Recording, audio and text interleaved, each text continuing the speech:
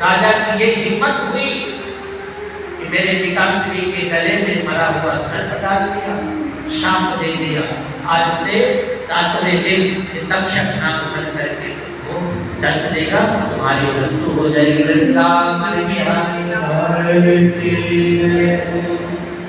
शमी ऋषि को पता चला। शमी ऋषि ने कुछ अपने शिष्यों को भेज करके राजा परीक्षित को सूचना दिलवाई और अपने पुत्र श्रृंगी ऋषि को बहुत डांटा, बेटा तुमने अनजान राजा को शाप, राजा शाप योग्य नहीं है, इसलिए राजा को सूचना दे दी कि आपको शाप मिला है कि आज से 7वें दिन तुम्हारी सर्प के डसने से मृत्यु हो जाएगी। राजा परीक्षित को सूचना मिली और ऋषि के शाप को स्वीकार करके सूचना देने वाले को भी सम्मानित किया। कम से कम सूचना तो मिल गई कि आज से 7वें दिन मृत्यु का संदेश देने वाले ब्रह्मचारी का भी राजा परीक्षित ने सम्मान किया कि कम से कम सूचना मिल गई कि मुझे कि आगे मुझे क्या करना है। अब मृत्यु तो 7वें दिन होनी है, अब 7वें दिन मृत्यु, उसका उपाय, मृत्यु से कैसे बचूं, ये उपाय समझने और जानने के लिए घर राज्य त्याग करके आपके उत्तर प्रदेश मुजफ्फरनगर डिस्ट्रिक्ट गंगा किनारे शुभताल है। पहले गंगा वहां से प्रवाहित होती थी, तो गंगा दूर चली गई, एक नदी रह गई, वट वृक्ष के आदमी किनारे बैठ गए, अपने पुत्र जन्मे को रद्दी नहीं। ऋषि जन, मुनि जन, संत जन आकर के राजा परीक्षित को शाप मिला है, आज से 7वें दिन तक्षक नाग के काटने से मृत्यु होगी। राजा क्या उपाय करते हैं, किससे उपाय पूछते हैं, लेकिन राजा परीक्षित जिससे उपाय पूछा किसी ने संतुष्टिकारक उपाय नहीं दिया, बस ये बैठ गए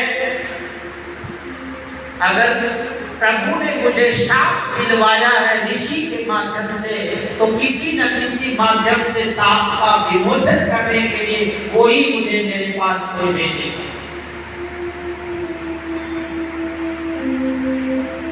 अगर प्रभु का आश्रय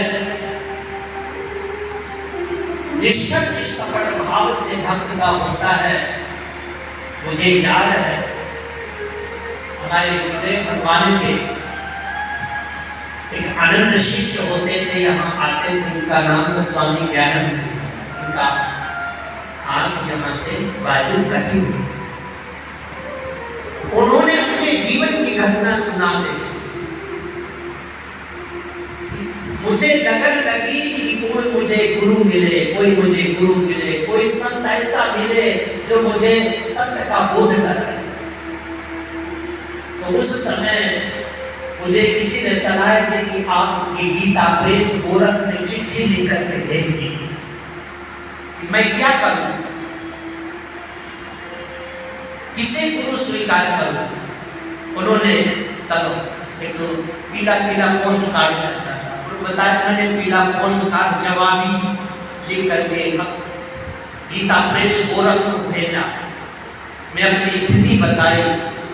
मेरे मन में ये भाव है कि मैं सत्य की जानकारी करूं, लेकिन सत्य का बोध कराने वाला मुझे किसे स्वीकार करना चाहिए, किस गुरु के पास जाना चाहिए, आदि आदि।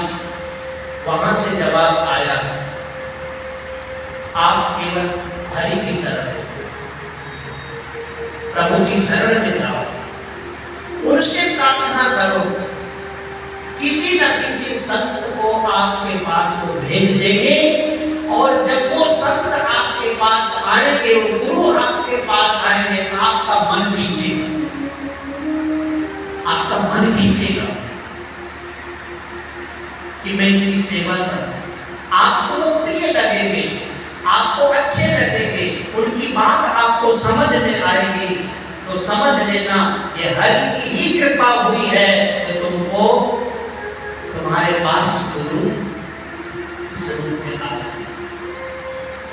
इसलिए ज्ञानानंद जी महाराज कहते मैं बस प्रभु का नाम जप करता, कभी कभी मैं सुगर दिन में सर्विस करता, रात्रि में बैठ जाता, कभी कभी रोना आ जाता, कब मिलेंगे मुझे गुरु, कब मुझे ज्ञान होगा, कब मुझे बोध होगा, सत्य क्या है, असत्य क्या है, ईश्वर क्या है, प्रकृति क्या है, ब्रह्म क्या है, जीव क्या है, ये बोध कैसे होगा। बस अचानक बोले एक दिन टांडा सकोती, टांडा सको